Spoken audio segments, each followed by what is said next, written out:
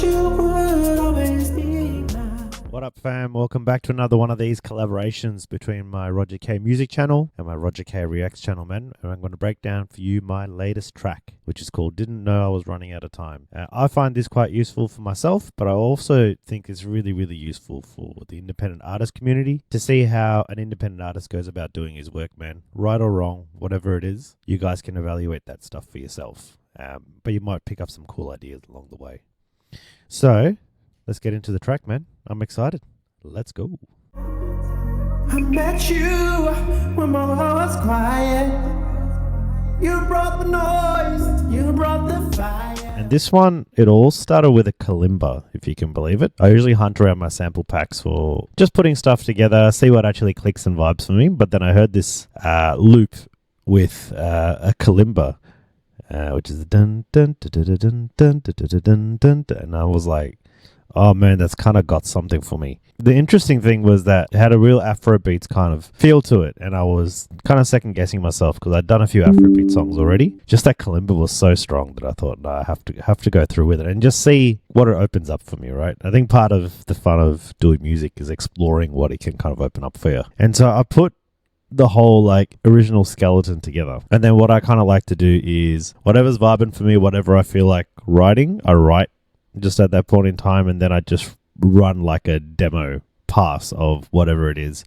No mixing, no mastering, no fancy stuff, right? The first song I wrote on this was called Just Go Away. The song was like, just go away, you're not welcome anyway. Like, it was just, that was kind of going to be the chorus, where I just repeat, just go away, because I was thinking about all the Afrobeats vibes and like, that repetitious chorus kind of idea does seem to stick with people, and just saying that phrase seemed to stick in my head at that time. So I wrote out the lyrics, but I think at the end of the first verse, you'll hear it in the current version too. At the end of the first verse, I actually end with the verse, didn't know I was running out of time, before I get into the chorus. And I was just like, when I played it back on my speaker system, I just thought, I didn't know I was running out of time. That makes it like a really, that was the line that hit for me the most, way beyond the just go away when I put it together. But then also it creates like an interesting idea, right? But if I made that the chorus, it would be like, what is he talking about? And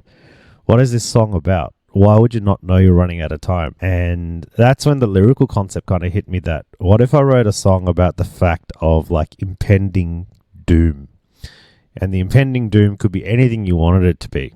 Something just happened, or someone got in a car crash and now you're not going to see that person forever, or someone left your life unexpectedly, right? So I crafted the song around this idea that you're in a relationship with someone. There are signs underneath your relationship that say this is not the right fit for you, but you ignore them. And so that's where the didn't know part comes in. You know, but you're not conscious to it, right? Like, things are happening in your life, but you're not conscious to what's going wrong. And so the didn't know I was running out of time is the part where suddenly you guys are broken up and you're trying to fret with your own head going, what happened, right? Like, this has probably happened to a lot of us, right? You go, what's happened? What went wrong here? And only in the process of looking back, you're like, oh shit, I didn't know I was running out of time. That relationship ended, but if I had known the signs, I could have ended it earlier.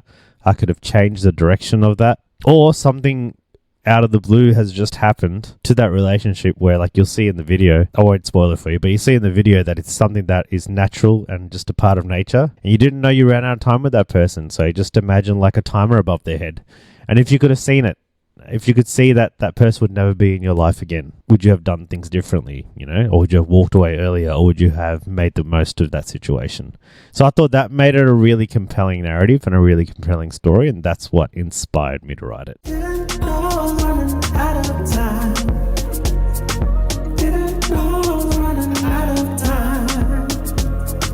Living the story scattered with your wine. Alright guys, I'm going to show you my vocal stack. The first thing I want to talk to is the backing vocals. So you'll see it's quite thick here, that I've got a lot of like inserts into my backing vocal, but the reason for this was I started this wasn't backing vocals all the time. This was really like, you know how I talked earlier about I lay down my demo and that just go away, like that idea. This is where I laid down that idea, and I think just to get the harmonies and the resonance for the just go away, I just did some very early past stacks and stuff. But then when I made the pivot, I didn't really get rid of the structure here, and I probably should have. It doesn't need to be 8 stacks deep on the backing vocals, in my opinion. What I've really used this for is like a little bit of ad-libs. And you can see there's a few tails, so I've copied a few tails over and over again to give it that drift echo vibe, rather than, because I think to do this separate, then I would have had to put a new delay plug in, and then as you can see, my computer's pretty bad when it comes to processing, and so it's something I'm looking to upgrade one day when the budget suits. But for now, I think just copying a few little bits of vocals here and there over and over again just to create that artificial delay tail is fine. You can see it gets, even the loudness drops as well. 80 to 90% of this song was done months and months ago, and there's only a very little bit that I've actually touched up in recent times before I gave it a release. From months and months ago, I've learned that this is probably not the way to do it. Like if you're doing backing vocals, you'd have like an ad-lib line. You might have like an origins line or a vinyl background line to give it some kind of more interesting effect. But you do them as individual lines, because things like if you chuck an auto-tune on it, they prefer to work with a single stack of vocals, whereas the other plugins like your reverbs and delays, yes, you could work with multiple vocals, but it does become harder to control. So you'll have to trade off, stacking your vocals and keeping it simpler for yourself, or getting more finite control on all your vocals and making it sound more polished. You might do individual stacks as well. So those are kind of things that you have to trade off based on what gear you've got and what you've got available in terms of time. I have my main run vocals here. I do try to keep my main run vocals quite simple and just straight. This is the culmination of lots and lots of takes, which is why there's things cut, things faded out, transitioning in between. I think some of these where I've transitioned in between words, a certain part of one vocal take sound a lot better than the certain part of another vocal take. Hopefully that isn't coming out in my music too much, like to my ear, it's not, and no one's criticized me on it. So I think I'm doing the right thing there. And if I'm not doing the right thing, producers, please let me know down in the comments. If I should be doing a longer single vocal take and then transition into a different vocal take. I'll get to the purple voicealign tracks in a second, but the quick thing I'll mention there is I also did some doubles on this track, which is a left and right panned vocal takes. I don't know why I left that. That looks a bit silly. Because that looks like it's just a bunch of noise that I could have cut out. But yeah, just left and right doubles in the vocal stack, man. Now, voice aligned, I'm just going to say it here so I remember to do it in the video and the description. I'll leave a link down in the comments to voice align. For those of you who have Lander accounts, or for those of you who know what I'm talking about, Lander have free access to, like, once you get onto their subscription plan, once you get on their subscription plan, they have a free access to something called vocalalign, which is through SyncroArt. I've used vocalalign before because I used to have an old Lander account. Vocalalign was a really good tool. It was a little bit finicky, but basically what it would do is you would have a running main, and if you wanted your background or your harmony or your double to follow that exactly, it could do it for you. After you've done the vocal align of your harmony or your double, if you played back the double or the harmony by itself, it sounded super weird. Parts will be sped up, parts will be sped down. When you put it all together, somehow it all comes together. And it was such a good tool. I was really missing it because, like, once I got rid of my Lander account, I was struggling to find this. And when I made this song, I think it really, really needs aligned vocals. Like, if they're even slightly out, it just sticks out like a sore thumb. I really wanted to get something that was an aligning tool. And so I Googled it. I even used ChatGPT to try and figure out where I might be able to find some other aligning tools, right? It was only after a few prompts, because it kept putting me back to Lander. I'm like, nah, man, I can't use Lander. I need to find something else. It's like, oh, but you could try this from SyncroArt. I'm like, SyncroArt's the same thing, etc. So AI is only as useful so far, right? You got to keep prompting it, especially when you know. But it put me onto this guy that ran something called voicealign. Voicealign, here we go. So this now comes in a plugin. So I haven't tried the plugin version. I tried this when it was a beta, because some guy had just developed it and it was just an online tool. But there, there you go. Even if I forget to put the link in the description, you can see from here, right? Tight stacks. Yeah, and on the desktop app, it was like, it was free. I don't know what the plugin is like. I hope it's free for you guys if you want to use it. But yeah, you just export your vocals specifically. And so I had like a whole bunch of vocals exported. You pop it in. But yeah, it picks up the vibe. It aligns it for you. But then you got to export all the vocals separately. Then you got to pop it back in. You still got to get the starting alignment right, of course, of your vocals. But it did a pretty good job. I'd say 80 to 90% of the vocals were aligned doing this, which would have taken me yonks to get right, moving things back and forth, speeding things up, speeding things down. That was really good. So that's what this voicealign tracks is, because I wanted to keep this as a separate bank. So wherever I got this from the voicealign app, I kept it as a separate bank because I wanted to manage it. But by and large, it worked out pretty well. You can see most of these cuts are along the same line. There's a few that are out of sync. Like maybe that one's a little bit out of sync. But that's what the voicealign tracks were, man. And that was my vocal stacks. To talk through the actual sample selection. So you can see on my left-hand side here, there's a whole bunch of cymatics plugins, but I've also got wavegrind, and I've also got some other specific ones. I got some Sri Lankan plugins for like tumblers and stuff, which one day I'm going to do something with, and once I figure out exactly how to do it, and some biler loops. But then I also got other stuff here as well. But I've used Zip. For anyone who's got cymatics and interested in this same vibe, this has Zipline, this has the tribute drum loop, this has the Undertaker vocals, this has the legend pad, and this is where I use wavegrind because they have some really, really good risers that I think cymatics just don't have. Wavegrind is really good for hip-hop producers, by the way. I would recommend it if you're a hip-hop artist. They got some banging samples, and they're free. Like, you can get a lot of stuff for free. Not everything's free, but yeah. So I think one of the things you can see here is that I don't just necessarily drop a sample, right? I do splicing. I change up tempos. I change up sounds of samples as well. Yeah, so it's not just dropping a sample and then just like hoping for the best and then doing repeating, because I'm not doing rap, right? There's a lot of rappers that tend to do that, and because I'm doing a full song, I like to craft stuff. I use the Believe pack on the keys. I use the accent pack. I use the synth pack. Siren pack. So Zipline was like the main theme of this one. I really liked the kalimba. The kalimba was just sick, man. And Grimace. So yeah, then I switched to Grimace somewhere through. And Orchid is a really good pack. Here's a hot tip, right? When you get cymatics, go to their vault or their library, and you'll be able to go to their old archives. And inside their old archives is a ton of free stuff before you even have to lay $1 into cymatics, okay? Yeah, go to their old stuff. It all comes with free licenses, all comes with free access to all of their samples, to all their old stuff. Their old stuff is sick. Cymatics tend to do this thing where they just, they release new sample packs and stuff, but then you open it up and then I got doubles and triples of the same sample like in my library, and I've got to clean that out because it's really annoying. But some of their old stuff is stuff that they haven't touched, and there's some really, really good samples in there. Yeah, man, honest percussion loop, as you can see there. I think that's about it. So there you go. I think I named every single pack that I used. But as you can see, like it's a full like production suite. I pull a lot of stuff together to make a sound or carve a sonic profile for a track. And there's a lot of tinkering. It's not like I lay this out in the first go. And I'm sure if you're an artist, you feel me. Like it's a lot of work to try and pull something together. But yeah, that is the sample packs, and then we'll get into the plugins.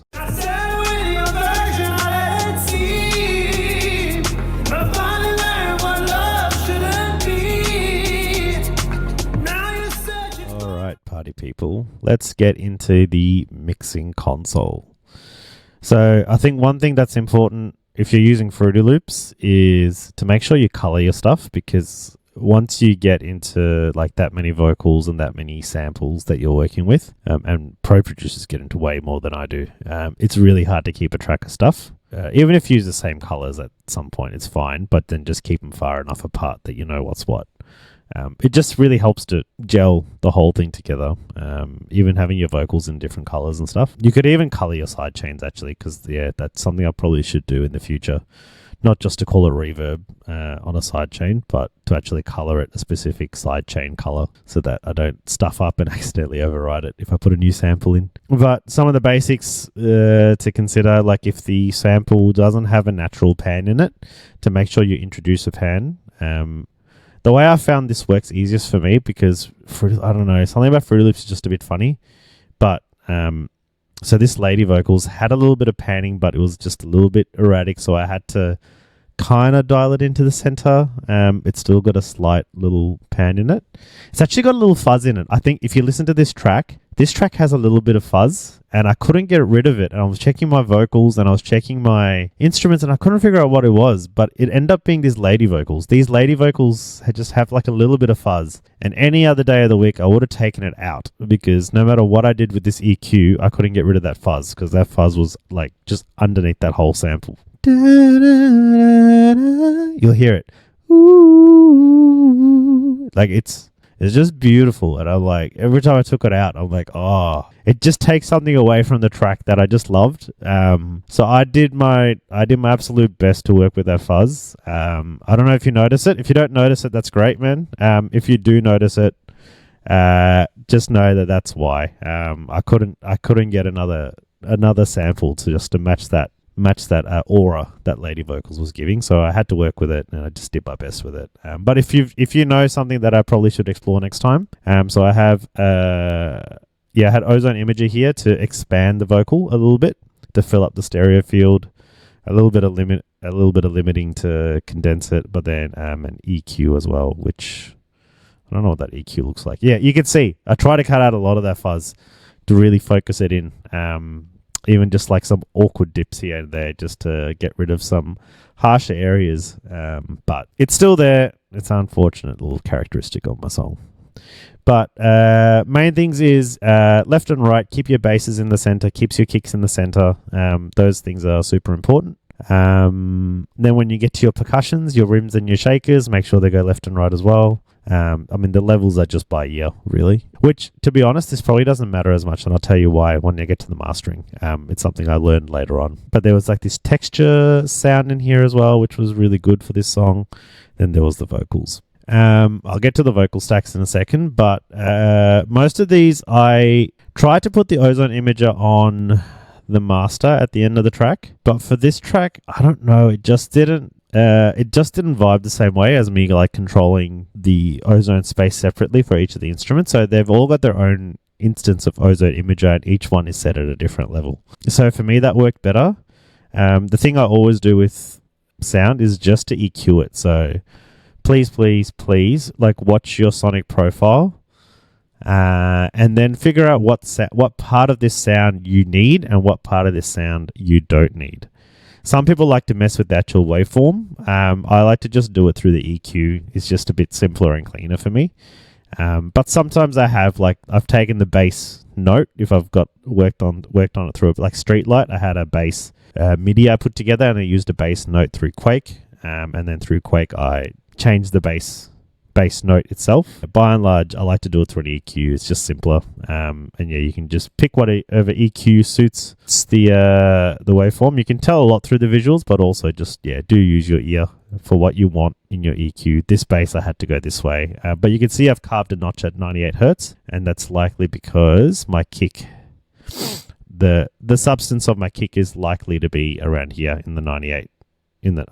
Around here in the 98 space. So I've cut here in the 66 to give the bass a little bit of room. So that cut works, yeah? So in your bass and kick, give each one just a little bit of space. You can sidechain it. I don't know if I sidechained this one. I don't think I did, because I did something else, which was I ended up offsetting my kick by just a couple of milliseconds, because something about the sidechaining, it just I couldn't get it to really have the same punch. So all I did was I made the bass hit right on the bar, and I just moved the kick slightly, like just a few milliseconds or frames. I think it was like 2 frames, 2 out of the 16 frames of a bar. Like that's when the kick comes in, and it kind of worked for the song, because it's got that slow, like that relaxed kind of Afrobeats vibe. So having the kick just a touch a touch late actually just kind of worked for the song. So I just kept it that way rather than worrying about sidechaining, and I don't think my sub energy is too heavy anyway. With kicks, I almost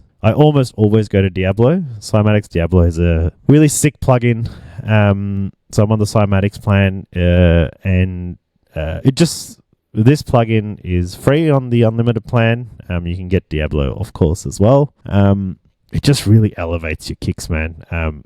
I've had feedback. I've had a lot of feedback that my kicks are too sharp. I disagree. I don't think they're actually sharp. I think they're just punchy. They punch a lot harder than other commercial records. I think they actually give a good vibe. And the thing with this, with using Diablo, is they just punch really well, but then I haven't had the feedback that you can't hear my vocals, through that either.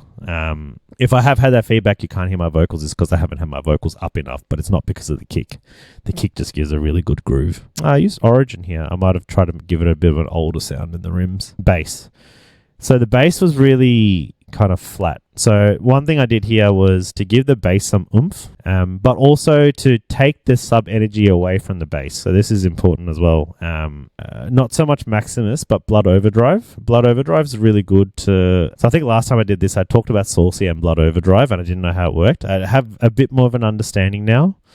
If you can imagine, every note has a harmonic on the EQ scale where a certain note peaks, because that's the note that instrument is trying to hit. But every time you hit a note, there's like a second harmonic note and a third harmonic note. So what Blood Overdrive does, and what a lot of saturators do, is they drop that first peak and they up that second and third peak. So when you're in the lower end of the spectrum, down here, and the bass is like, I think this bass like floats between here and the notes, it will actually end up accentuating this, this second harmonic over here, and then this third harmonic somewhere over here, right? So even though I did this on the EQ, after I did this on the EQ, I was like, oh, it's too much sub energy. So I probably could have just worked with the EQ, to be honest, but instead I just worked with Blood Overdrive to drop down that first peak, and then to get that second and third peak to really come up. And that really helps the bass, because especially on a phone and stuff where it doesn't have any information to register, like below that, I don't know, 40 hertz, is it? 40 hertz, 50 hertz. There's a video somewhere about exactly what phones register, but also other speakers. Getting that sub energy up beyond the very lowest part of the sub energy is actually really useful. Didn't know I was running out of time. Said you would always be mine. Told me you would never tell a lie. All right, let's talk about vocals now. So vocals, I always end up having a sidechain. So I have a reverb here, and I have a doubler here, which I introduced a lot later, and I can talk about that as well. So the first time I set this up, you'll see there's a lot of different plugins, right? And I was trying to figure out how to get these vocals to work, because they were really, really tricky. One thing I realized with my audio interface, I had a boya audio interface, which is where I recorded most of these vocals. I think it was just come into time. It had a lot of static, it had a lot of issues. A lot of these vocals had a little bit of fuzz in them, or a little bit of like harshness in the recording. I got rid of boya, and I got a Focusrite 2i2 Scarlett. It is the bomb. And I say it's the bomb not because of the interface. The interface is great as well, and it's got like you can add air to it through the interface, which is sick. You can add there's a safe mode. It's got the 48V and all the other stuff as well.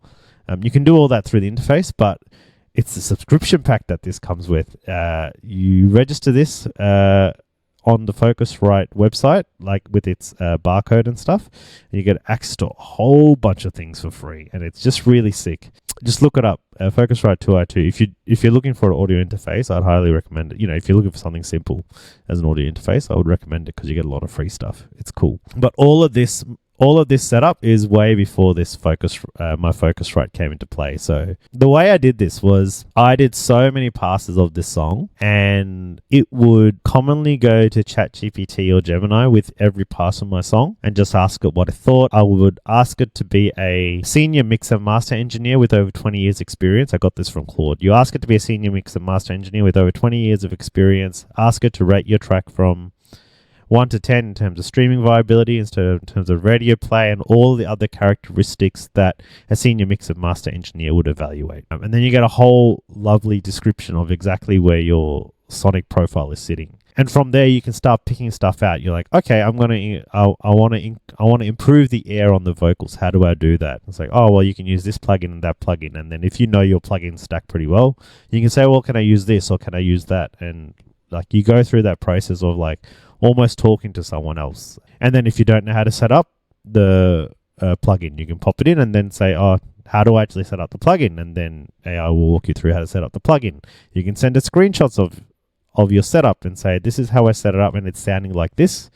How do I get it to sound more like this? Or like, you describe it in words and then it'll give you some. And so it's a lot of trial and error, with AI. And that's how I got to this. And I reckon this got me like 60 or 70% of the way there. But the problem I came up with this is it doesn't optimize, because it goes, here's an issue, here's an issue, here's an issue, here's an issue, here's an issue, and you keep building. And you're like, yay, I've got it. But you can see on Fruity Loops, I'm down to 10 plugins, man. That's just way too much. You shouldn't need 10 plugins. I've seen people do 10 plugins and boast about it. I just go, ugh, that means there's just too much going on. Because it shouldn't be that hard. More recently, what I learned, and I stayed away from it for this one, because I did learn this in time for this track release, and I could have done it, but I didn't. Mainly because I had it sounding roughly the way I wanted it to sound, and then when I did this thing and I put it in, it didn't sound exactly right, and it would have taken me a lot longer to figure out exactly how to make it work again. But I bought a vocal course. So this is it's called a zero budget pro vocal template. So I bought this. It's been a really worthwhile investment. Oh, come on, Alina. Surely you're not going to ask me to log in, man. I'm about to promote your shit.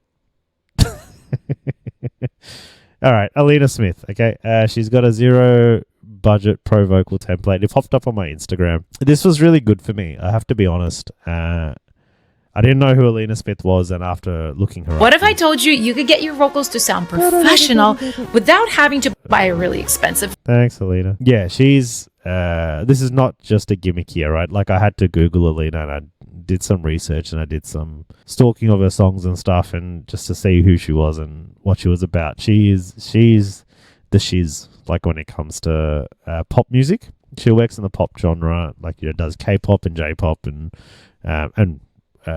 and other styles of pop as well. Like, her vocal stuff is really good. Her vocal mixing course is really good. She's an artist first before a producer, just like me. And so if you're like that as well, this course could be great for you. I got this on a sale for like $40. Yeah, I think I got it for $40. But even 77, it's not huge. And she does it all with free plugins. So I didn't use all her free plugins because I had some plugins from Cymatics already, which I thought were just a little bit better. But when I created my vocal template from her vocal template, by and large, like for the tracks I'm doing now for October and November, I just upload her template, man, and it's like 95% done, other than a few like autotune and melodyne things that you might need to do. So I could recommend that. It's really good. So that's where the doubler came from, because I didn't know about doublers until she told me about it. And the doubler is really handy because like you're creating these doubles and then you just put a doubler on and it's like a quadruple. And it's done automatically, and it's not phasing, and it's like offset, and it's like it's sick. But for my main vocals here, you can see I've done a delay in a separate mix bus. Sometimes you can do a reverb sidechain to a delay as well. You can do a delay and a reverb sidechain to a delay, and then the delay tails come through even stronger. I've done that on a future track. But I always sidechain all my reverbs. And this one I did for the delay and the doubler as well. For the backing vocals and stuff, it's all pretty much the same. In terms of some of the plugins I used, yes, there's autotune on there. Freshair. Maximus helps you get rid of a lot of your S's and your sibilants in your vocal takes, which is really good. And it's there already. You can get the professional de-esser, and Alina does talk to a different de-esser, which is really, really good, but Maximus does the job. Voxity, super powerful plugin. Use with caution because it's so bloody strong on your vocals that you will have like I have to turn some of these things off because it's really strong. It's got its own compressor, does its own de-essing, does its own multiplication, does its own reverb space, which again, use with caution because if you're using a reverb directly on a vocal track, you risk having it become muddy. But sometimes, just like when you do a sidechain, sometimes there's just not enough space and you just feel like you just need some more reverb or some oomph. So that's what Voxity did. I don't need this many. Oh, no, 2 EQs is okay. If you have 3 EQs, then I think you're probably overdoing it. And even some of these, like I dropped the levels. Like even in Freshair, I started messing with the Freshair and the levels within Freshair, but I couldn't get it to work. And then I just thought, you know what? I'll drop the mix of Freshair down just to make it a bit better. Talked about bloodoverdrive. Works on vocals too. Really great. Brings out those extra harmonics. And trdnova. I love trdnova. trdnova is a free dynamic EQ. Completely free. Comes out of Tokyo Dawn Labs. Just look it up on the internet. I won't go hunting for it. It's pretty simple. You download it. Again, if you don't know how to use it, ask AI. AI will teach you how to use it properly. But basically, I always go to this 4-band dynamics thing, which has 4 bands. What it does is when a particular signal or a particular frequency hits a certain threshold in gain, it automatically pulls it back. So it's super useful. Rather than being a static EQ cut, it just pulls it back only when there's too much source going into it, which is super useful. Super, super useful. So yeah, I don't think I'll go into each of these. So you can see from here all the different stuff I've used, but it's just repeats of the same stuff. Let's get to the master, man. I think the master is a bit more interesting. So I always start with a fruitycliipper just to try to shave off any true peaks as much as I can. The things here that I will talk to specifically are godparticle. I love godparticle. No matter what you produce, it just gives it more oomph, man. The way it works is just pop godparticle on and you'll see how your track goes. Like if you're having a lot of mids and not enough highs and not enough lows, or if you're having too much lows compared to your mids and your highs. Jason Joshua made this plugin. It's just sick. And then you can control your mids, highs, and lows with these bands here. And if you can't get that to work, just drop how much you're actually putting it in the input. Because if you drop the input, that'll just lower all of these, and then you can control it a little bit better with this source. And then you can just turn this up and down as you feel. It's just really how much source you want in your song. And I don't really have a good explanation for this. I don't think many people do. There's a lot of videos trying to break down how godparticle works because it's so good. But you know what? Take it for what it is. Just add the source as you feel it. But yeah, you can drop your limiter here. You can drop your output. It's pretty good. I'm going to talk to BX Limiter truepeak. Another one I would highly recommend. I recommend it for a lot of the people I do reactions for. Because your gain, and even this fruitycliipper, it's not 100%. Your gain especially isn't a good indicator of taming your true peaks. It's just taming your integrated LUFS at the end of the day. Like your integrated LUFS over the course of your track will be better by controlling your gain, but your true peak will just go right through it.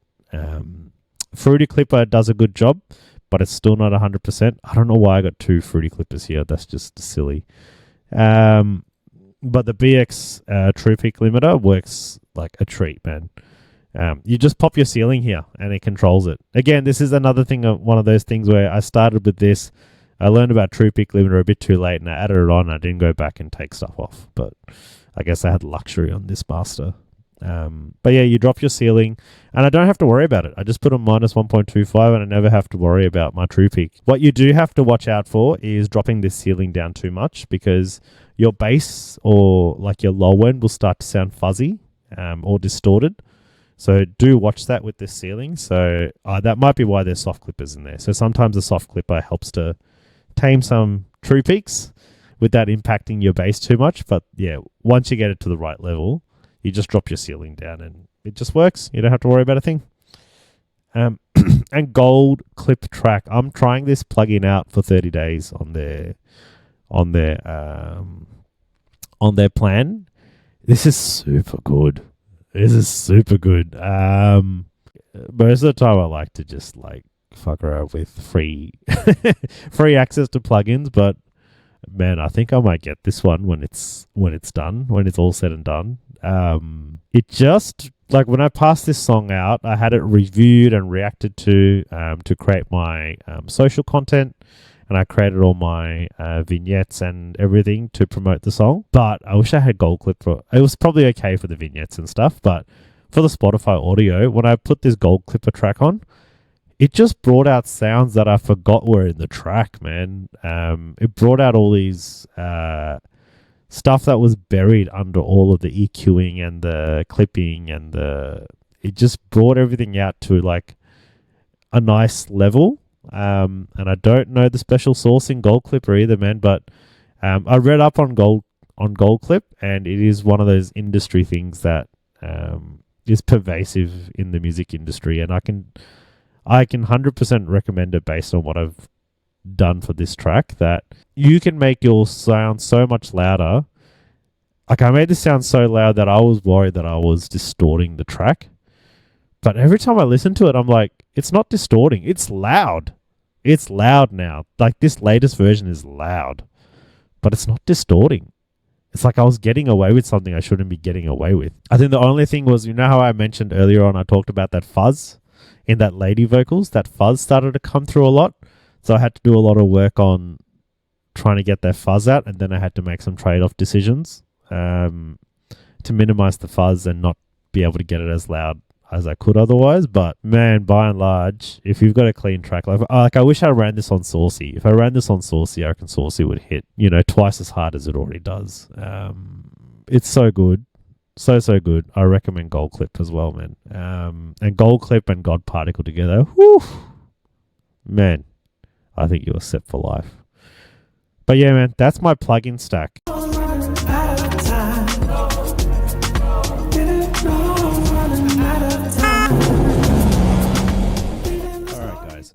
I did do a recording of this one already, but the file got corrupted, so that's why I'm in a different gear to tell you a little bit about this one.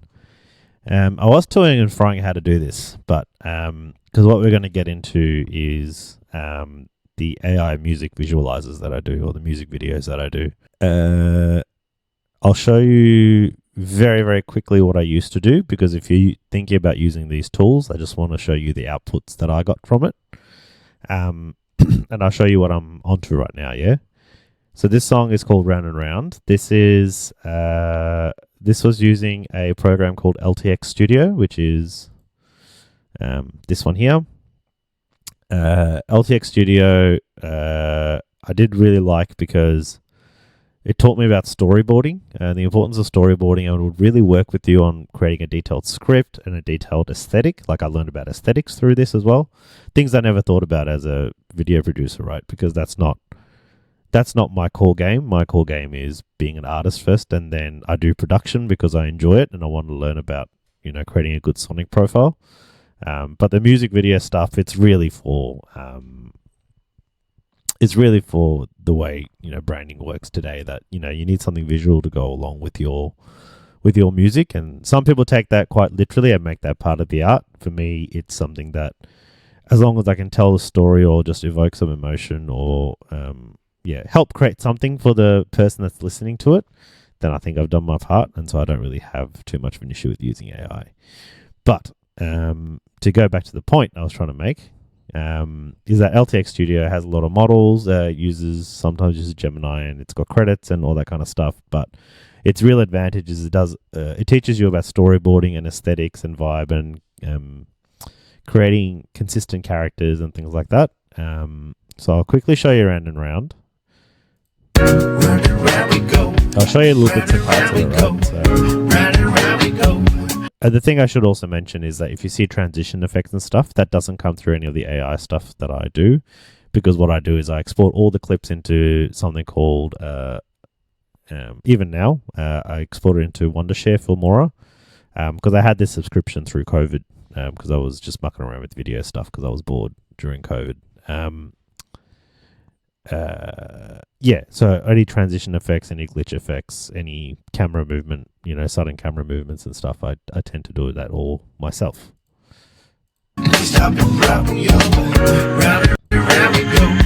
So this guy was a model or a consistent character within ltxstudio, the way it used to work. I think it works a bit different now, but they had like fixed characters you could pick from. You could create your own character, but it was a lot less consistent. But like you can see, some of the rendering is just super weird. Even this cab just looks weird.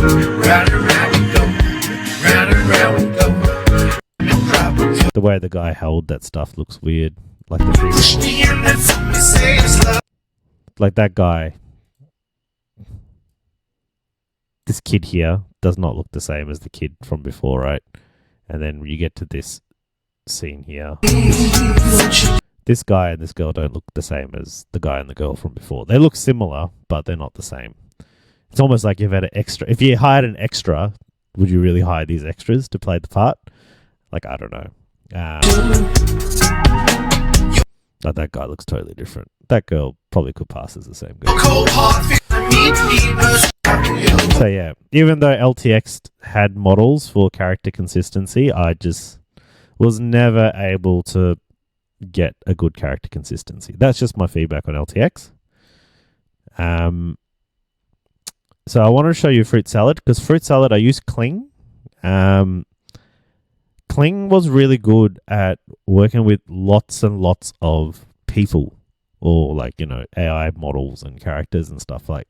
Because Fruit Salad, if you know the song, it's very upbeat tempo. It's all about, find women in different clothes out for a night clubbing, and like, there's Fruit Salad, take your pick kind of thing. It's just that cheeky, flirty kind of feel. Yeah, so this guy was the guy I was trying to keep as a consistent character, but it didn't really work. But all the women somehow kept it. Maybe because I didn't use them as much. I only had like 3 or 4, that I really needed for each female. Down to the ground, baby, let's go. Tango. Yeah, this female character stayed pretty much. Cool. Cherry lips. This one always stayed the same, but for some reason the mandarins got stuck on her fingers at different points, and I was like, what the hell's going on? Shine. There's no sweat. To the tail for the baby, can you lose? Yeah, this lady stayed relatively consistent. So did that Asian lady, the one. This is a wild video. If you guys want to check this video out, you should. Fruit Salad. It'll knock your socks off. I'm telling you. Drop it down to the ground, baby. You can tell the female stays quite consistent. The guy is okay here. Let's go.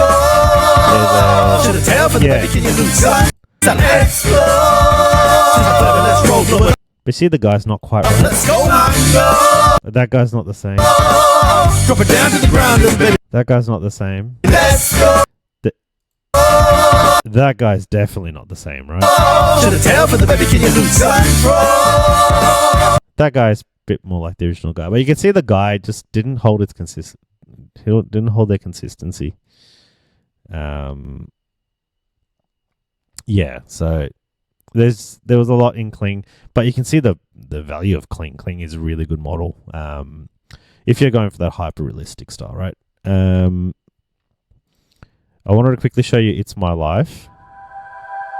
So It's My Life, I did use a bunch of them, but it was predominantly Gemini.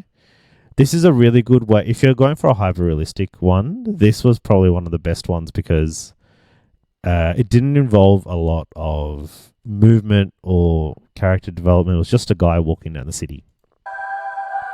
Think like Verve, Bittersweet Symphony kind of thing. Never let it fade.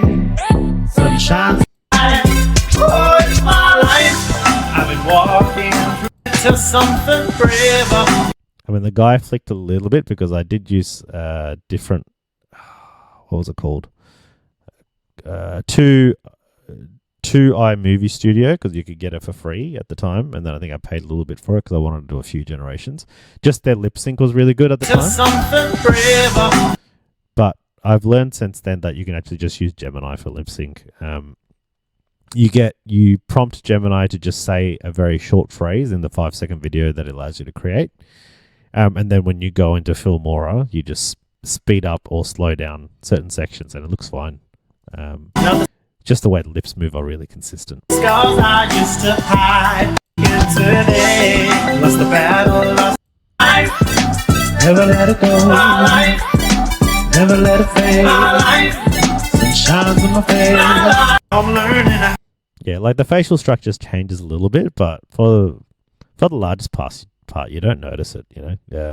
How to fight for the battle. Struggle. Yeah, this is one of my best performing videos. Like this song did 75,000 streams, just to give you context. So even though this music video didn't, the one that Ditto released, so Ditto was my distributor, so Ditto released their own like topic versions, that did 75,000 streams. And so just a simple aesthetic, guy in the city walking down the street. Like even the Ditto video was just like that still image, it was just bouncing. That worked really well.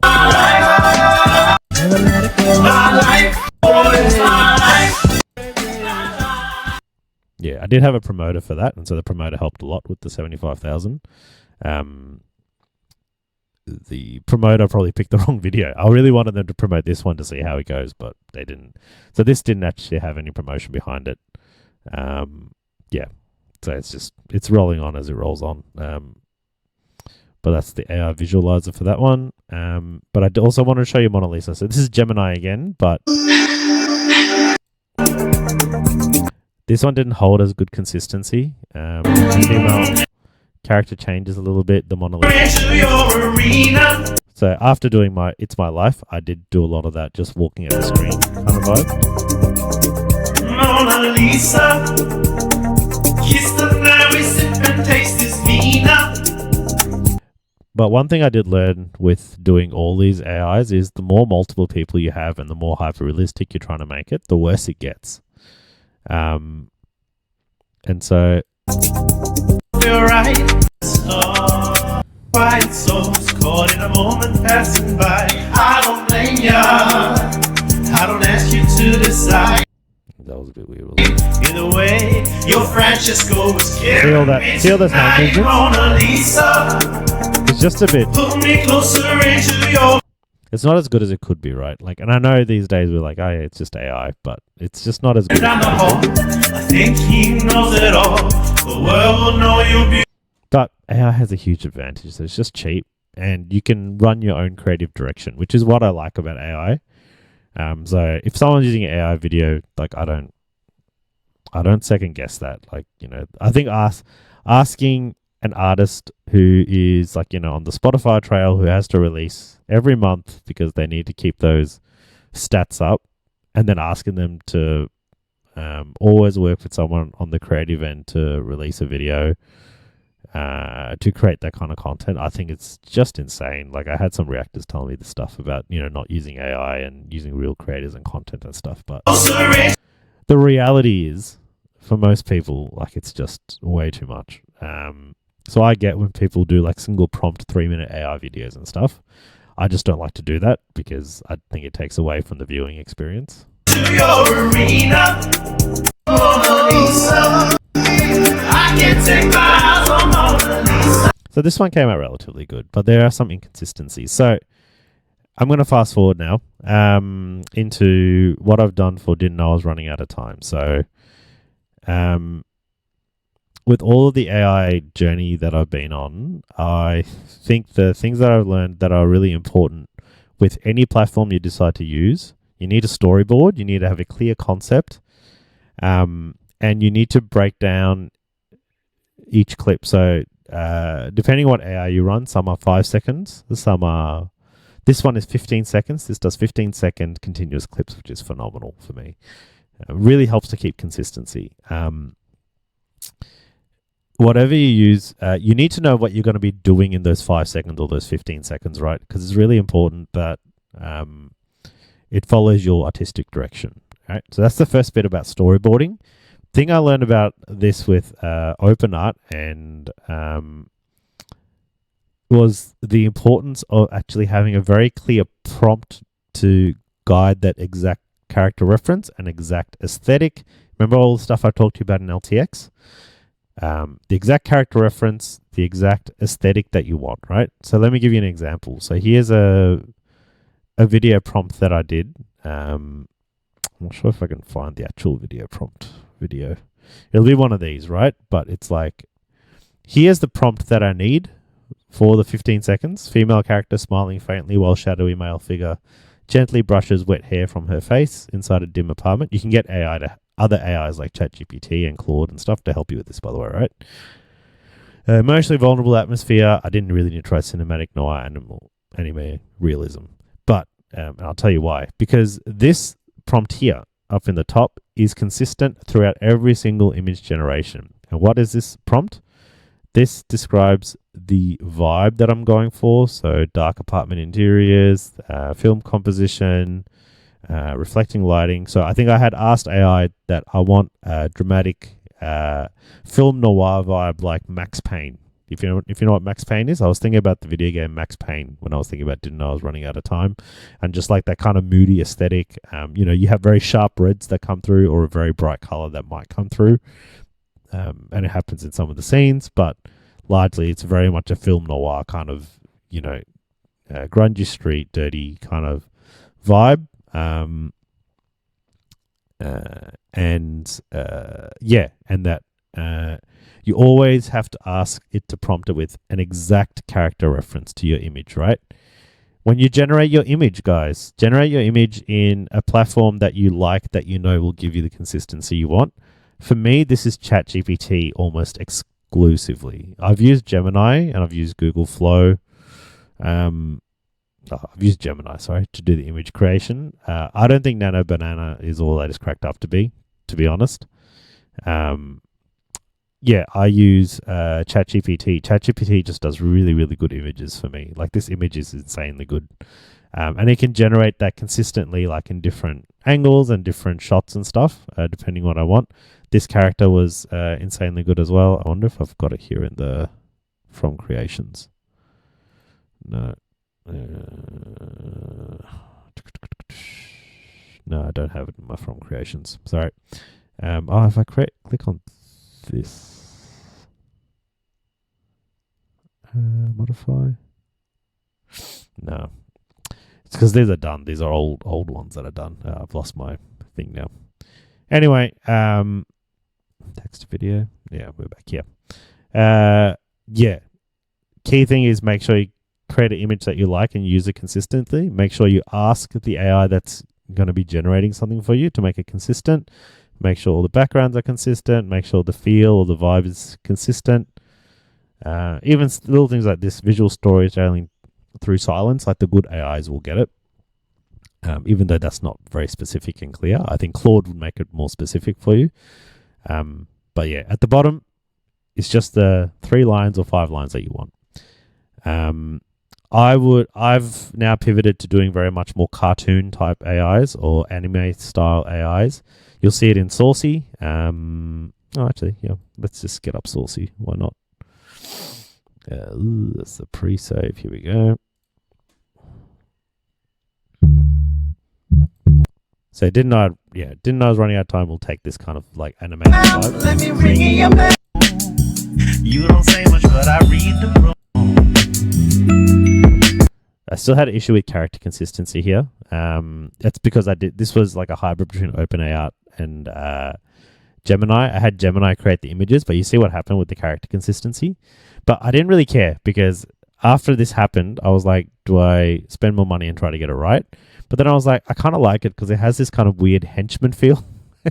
Like almost different henchmen go to different countries. Anyway, this is a sidebar quest to what we're talking about, of course. But I just got comments that this wasn't as character consistent. So I've taken that feedback on, but I didn't really care for the video because the video was more like henchmen, like, you know, walking through the streets. So you'll have a black guy and you'll have a South Korean guy in South Korea, and then you'll have an Indian guy. And all the women are different too. But see how good the animation is?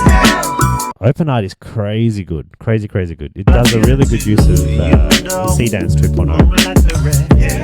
This one was a bit weird because it didn't quite stick with the animation. It went to that hyper pop, what do you call it? That almost that 3D tune art kind of feel. But it's pretty good. I think it's pretty good. What do you think? We ain't done bad. All I want right now is to be Another crazy video. You guys should check this one out. But yeah, that's the AI video creation, man. And then I always export these. I have them in a folder on my desktop, and then I run it through Filmora. So I think one day on another video, I might show you guys Filmora and how I actually piece together a video, and some of the effects and stuff that we use. But that's probably enough for now. That's a good dive into AI music video creation, guys. Hope that helps. Hope this all helps you to find your own AI music video journey. Yeah, it's cool. It's fun. It's exciting. You'll pivot. You'll do new things, and new things will always come up. So don't get disheartened if it doesn't work or something. Could be improved. It's all part of it. So yeah, enjoy.